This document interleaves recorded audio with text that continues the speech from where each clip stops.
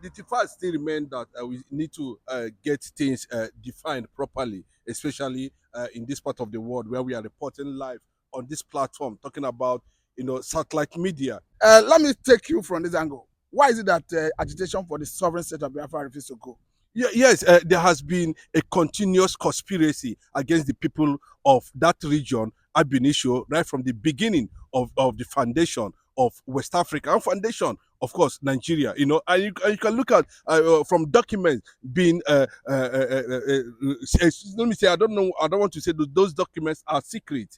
But if you look at it very well, when the colonial lords came around and they were trying to couple up the entity called Nigeria as at that time, they negotiated directly with the Fulanese. And you look at the reasons why they said, they needed the Northerners, and some percentage of Southwesterners, mainly Yorubas. There was no Igbo traces of Igbo name in that list of people that attended that meeting that led to, Northern and Southern Protectorate. And of course, the configuration of the Nigerian entity, So ab initio, the Biafrans, of course, the Eastern Nigeria, so to say, was not really incorporated into the system of bringing about the entity called Nigeria. So, but when subsequently along the line, we see people from that extraction, doing exploits all over the world. Talking about Ecuador, who wrote about the black Jews. Yes, yeah, that was about 13th century. Many years ago. Those documents are still in the archive. So then the era of Herbert Macaulay, then we have Dr. Nnamdi Azikiwe, Awolowo, and Tafawa Balewa, and who actually squared it out as at that particular time. But from Herbert Macaulay to between Herbert Macaulay and Dr. Nnamdi Azikiwe as at that time now, who are predominantly in all ideology nationalists, but they will have other people who might have believed in one ideology or the other. Tafawa Balewa, he has his own ideology. Of course, different institutions influence the decision of the founding fathers of Nigeria to make a certain decision about how Nigeria will look like at the end of the day. But subsequently, you can see that things were being, shifted the other direction, where it looks like an Igbo man was being skilled out of the line, and you see Dr. Nnamdi Azikiwe, even after struggling and won election, the election was thwarted because they feel that he cannot come and dominate Southwest, given his popularity as at that time. But we know the generation of how things got to a level where we begin to push for independence. The quest for independence started between Herbert Macaulay and Dr. Nnamdi Azikiwe as at that time. But the British system, who struggled, to define the Igbo culture and tradition over colonialism, was a major factor why the empire, the British Empire, sidelined the Igbo attention and interest in the scheme of things, and brought in people who they feel they can actually not contest anything with them, and that was how the 40 foundation was actually led. Okay, let me bring in this angle because after the war, I'm talking after the war now, it was declared that no victor, no vanquish. I had the issue of 3R. I'm talking about reconstruction, reconciliation, and rehabilitation of perhaps, I think we had 3R, where they needed to reconstruct the Southeastern region, they needed to reintegrate them, and all that. But where did we get it wrong that after all the activity that is supposed to douse tension, pacify people, we are still seeing renewed agitation for the sovereign state of Biafra? The damaging and decided effect of the British colonialism on Nigeria and Africa is what pushed that Nzogu led coup as at that time. I can tell you from a reliable source, that it was not purely, an African thing, but the struggle, to dismantle the structures of colonialism that may likely have a direct negative effect on the amalgamation of Nigeria at that time.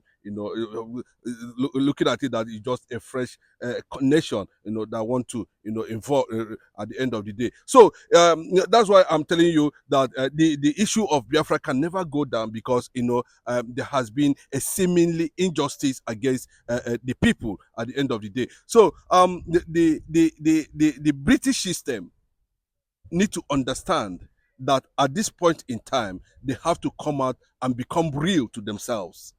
Now, let us look at the statement that came from the Nobel laureate himself. I'm talking about Professor Wole Soyinka, who have said it repeatedly that Biafra is an ideology as such. It cannot be defeated. Yeah. We have seen so many people rise to fight for the restoration of sovereign state of Biafra. We saw Uwazurike, who led the mass up at the time. We saw Mazen Nnamdi, who is now incarcerated. And we have seen Samuel Ekpa, who is a Biafra, Finland-based Biafra agitator. And recently, Samuel Ekpa have said he is born to help Nnamdi to restore Biafra. How does it come to you? Beautiful as action, and we have to take that into record anyway, coming from Simon Ekpa, if you can permit me. But let me just make it very clearly. There was no issue of surrender. Biafra never surrendered in that war.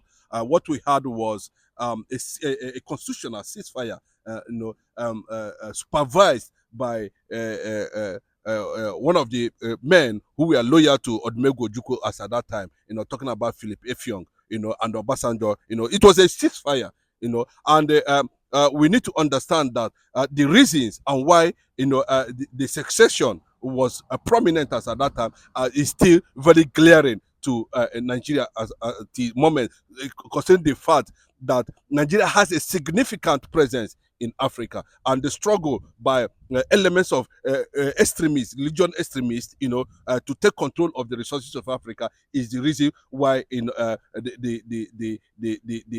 Igbo, the Biafrans, has always been seen as a major target, or a major barrier to the struggle, of Fulani agenda to, take over the resources of the Biafrans at the end of the day. So the resistance is what we are still on today.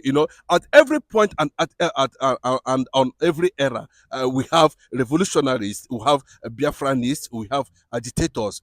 Still making it very clearly to the world, that is need, for us to be disengaged from the entity that is a threat to humanity.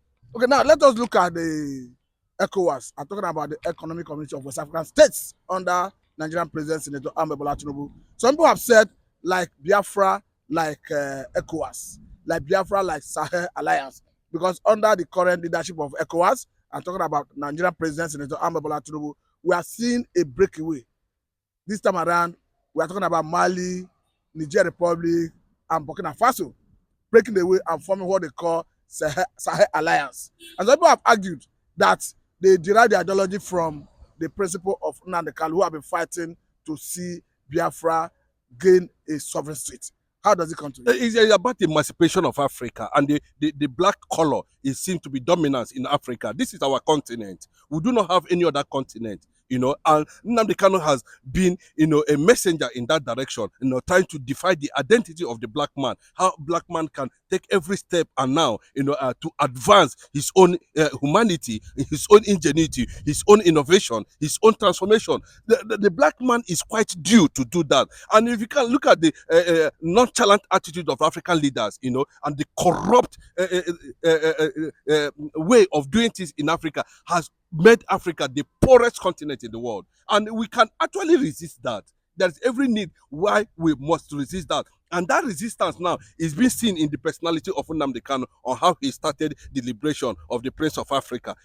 Talking about Biafra as I stand today, to explain to you that the transition or the disconnect currently now between ECOWAS and the AU, talking about the Sahel nation, is in the same direction. But the Biafrans need to be careful at this point in time because the motive and objectives of these Sahel countries need to be studied, not to align themselves, with extremist ideologies that can be a threat, to the emerging prince of Africa. Talking about Biafra, Biafra need to be marketed. There's no reservation about it.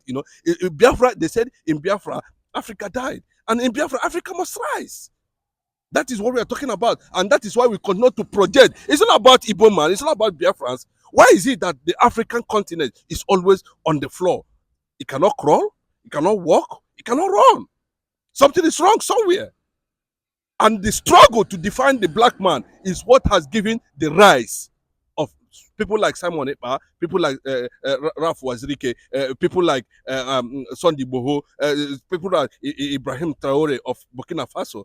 You know, and look at the recent development as I'm talking to you between where the man came out publicly and mentioned, you know, threats coming from Fulanese in Africa, and that there's need for them to establish a major Sahel forces, military forces that could checkmate their SSs. He even mentioned that some of the leaders, presidents in Africa, Nigeria inclusive too, you know, we are also involved in the advancement of the Fulani agenda, and to the surprise of so many people around the world.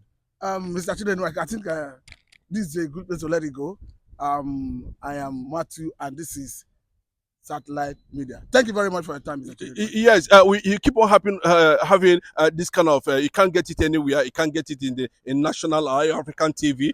This is in a quest to advance the black man, to advance the youth. You know, and subsequently, let me add the hashtag end bad government that is coming is not targeted at anybody. It is targeted at transforming the youth of Africa, and the youth of Africa must understand that the only time they have now is now and nothing but now. Thank you for watching. Thank you very much, Mr. Chinedu Michael.